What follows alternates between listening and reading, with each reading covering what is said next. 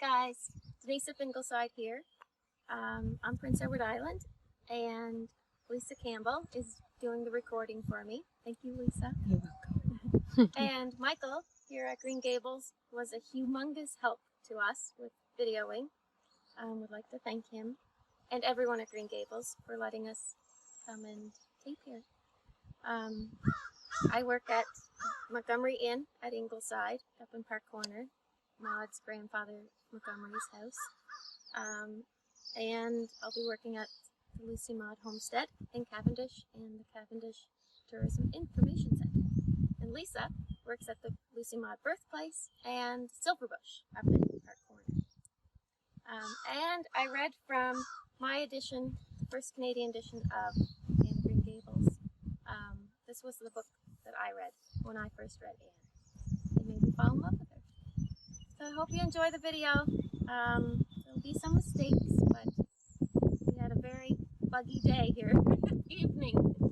Okay, enjoy Green Gables. Bye.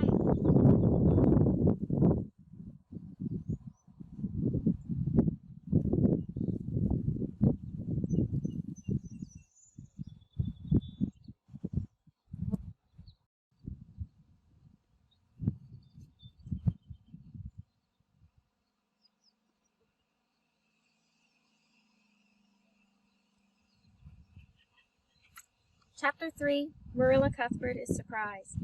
Marilla came briskly forward as Matthew opened the door, but when her eyes fell on the odd little figure in the stiff, ugly dress, with the long braids of red hair and the eager, luminous eyes, she stopped short in amazement.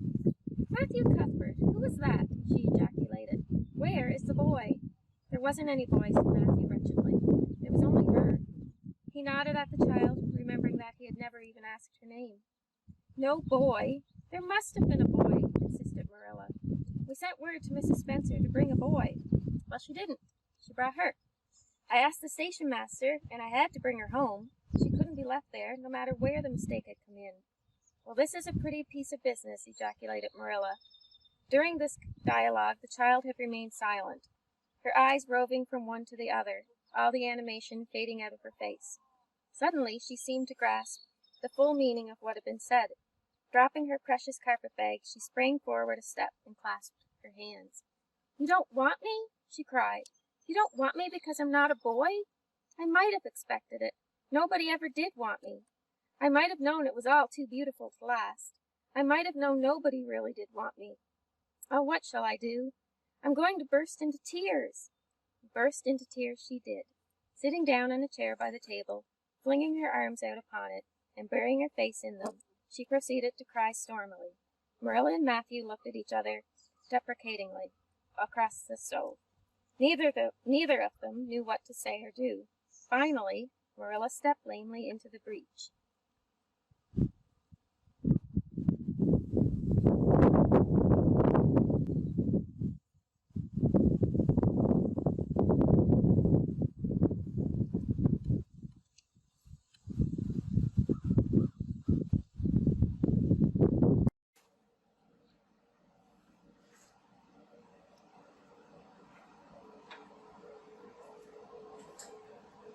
Well, there's no need to cry so about it." "Yes, there is need." The child raised her head quickly, revealing a tear-stained face and trembling lips. "You would cry, too, if you were an orphan and had to come to a place you thought was going to be home and found that they didn't want you because you were a boy. Oh, this is the most tragical thing that's ever happened to me." Something like a reluctant smile, rather rusty from long disuse, mellowed Marilla's grim expression. "Well, don't cry any more. We're not going to turn you out of doors tonight. You'll have to stay here until we investigate this affair. What's your name?" The child hesitated for a moment. "Will you please call me Cordelia?" she said eagerly. "Call you Cordelia? Is that your name?" "No, it's not exactly my name, but I would love to be called Cordelia. It's such a perfectly elegant name." "I don't know what on earth you mean. If Cordelia isn't your name, what is?" "Anne Shirley," reluctantly faltered forth the owner of that name. "But oh, please do call me Cordelia. It can't matter much to you what you call me, if I'm only going to be here a little while, can it? And Anne is such an unromantic name." "Unromantic fiddlesticks," said the unsympathetic Marilla. Anne is a good, plain, sensible name. You've no need to be ashamed of it. Oh, I'm not ashamed of it, explained Anne, only I like Cordelia better. I've always imagined that my name was Cordelia. At least, I always have of late years. When I was young, I used to imagine it was Geraldine, but I like Cordelia better now. But if you call me Anne, please call me Anne, spelled with an E. What difference does it make how it's spelled? Asked Marilla, with another rusty smile as she picked up the teapot.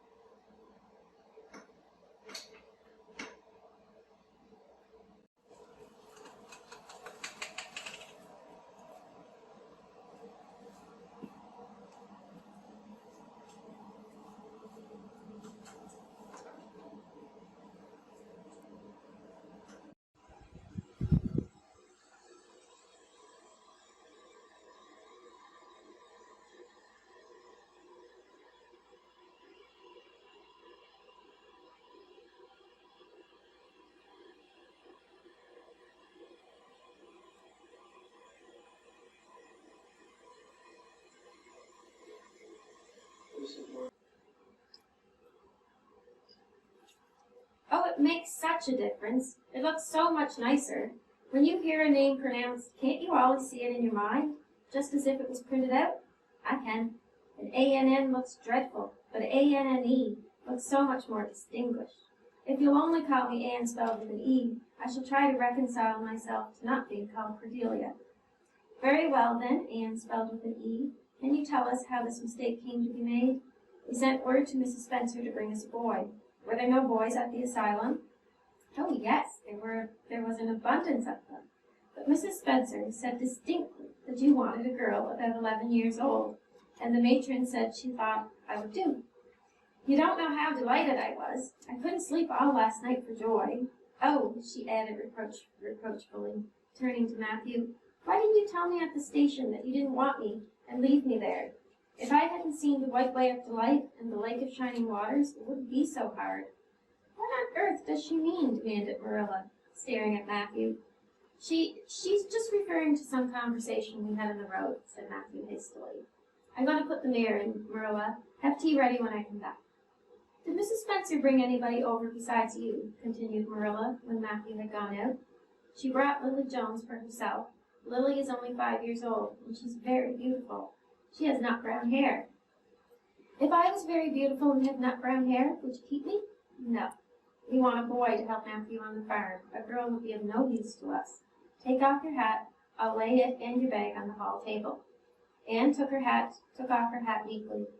Matthew came back presently, and they sat down to supper. But Anne could not eat. In vain she nibbled at the bread and butter, and pecked at the crab-apple preserve out of the little scallop dish by her plate. She did not make any headway at all. You're not eating anything, said Marilla sharply, eyeing her as if it were a serious shortcoming. Anne sighed. I can't. I'm in the depths of despair. Can you eat when you're in the depths of despair? I've never been in the depths of despair, so I can't say, responded Marilla. Weren't you? Well, did you ever try to imagine you were in the depths of despair? No, I didn't. Then I don't think you can understand what it's like. It's a very uncomfortable feeling indeed. When you try to eat, a lump comes right up in your throat, and you can't swallow anything, not even if it was a chocolate caramel. I had one chocolate caramel once, 2 years ago, and it was simply delicious. I've often dreamed since then that I had a lot of chocolate caramels, but I always wake up just when I'm going to eat them. I do hope you won't be offended, because I can't eat. Everything is extremely nice, but still, I cannot eat. I guess she's tired, said Matthew, who hadn't spoken since his return from the barn. Best put her to bed, Marilla.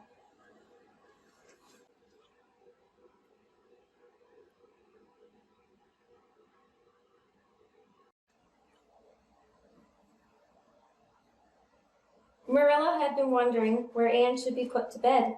She had prepared a couch in the kitchen chamber for the desired and expected boy, But although it was neat and clean, it did not seem quite the thing to put a girl there somehow.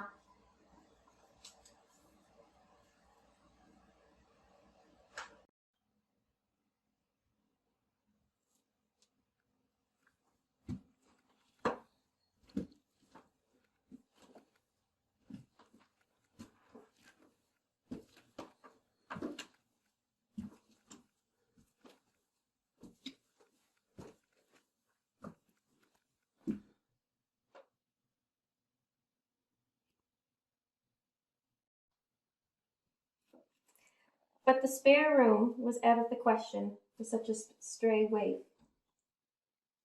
So there remained only the east gable room.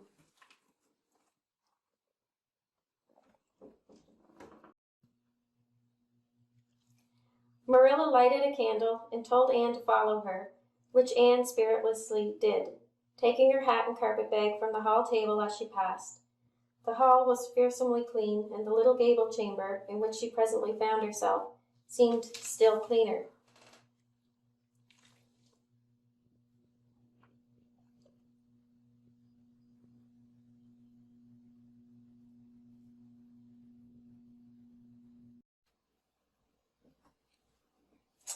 Marilla set the candle on a three-legged, three-cornered table and turned down the bedclothes. "I suppose you have a nightgown?" she questioned. Anne nodded. "Yes, I have two.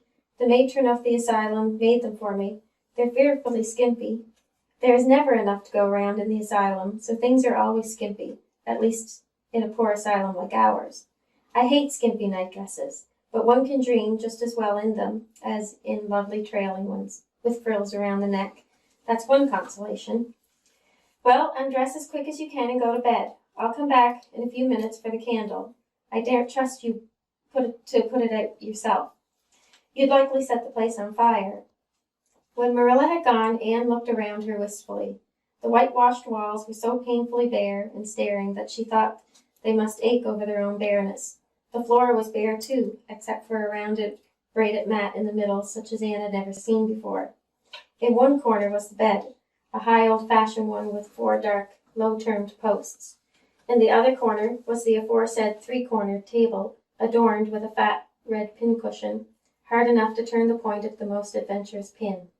Above it hung a little 6x8 mirror. Midway between table and bed was the window, with an icy white muslin frill over it, and opposite it was the washstand. The whole apartment was of a rigidity not to be described in words, but which sent a shiver to the very marrow of Anne's bones. With a sob, she hastily discarded her garments, put on the skimpy nightgown, and sprang into bed, where she burrowed face downward into the pillow and pulled the clothes over her head. When Marilla came up for the light, various skimpy articles of raiment scattered most untidily over the floor, and a certain tempestuous appearance of the bed, were the only indications of any presence save her own. She deliberately picked up Anne's clothes, placed them neatly on a prim yellow chair, and then, taking up the candle, went over to the bed. "Good night," she said, a little awkwardly, but not unkindly. Anne's white face and big eyes appeared over the bedclothes with a startling suddenness. "How can you call it a good night, when you know it must be the very worst night I've ever had?" she said reproachfully. Then she dived down into invisibility again.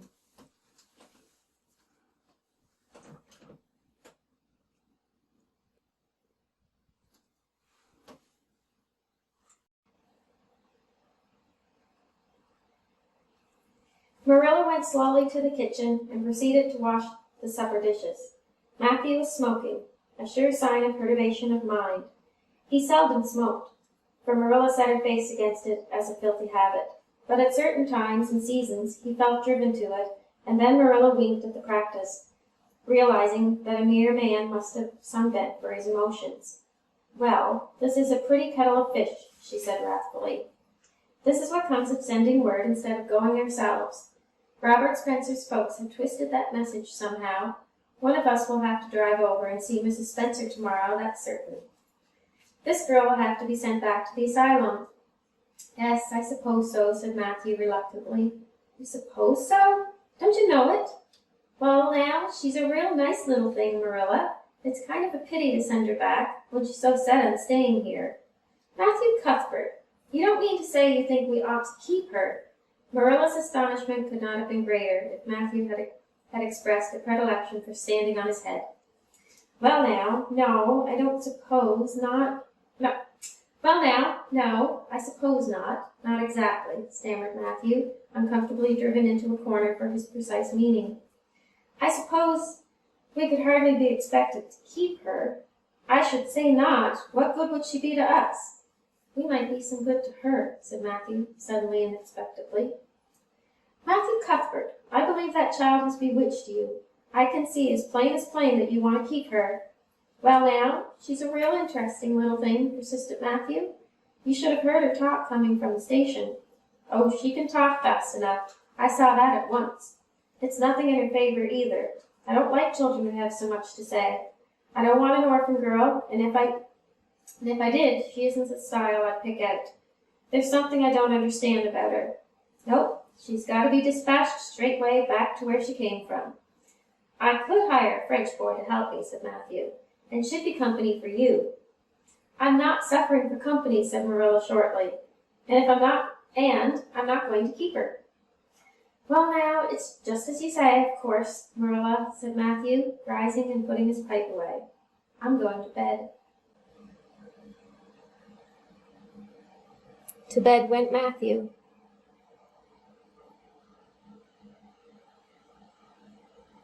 And to bed, when she had put her dishes away, went Marilla, frowning most resolutely.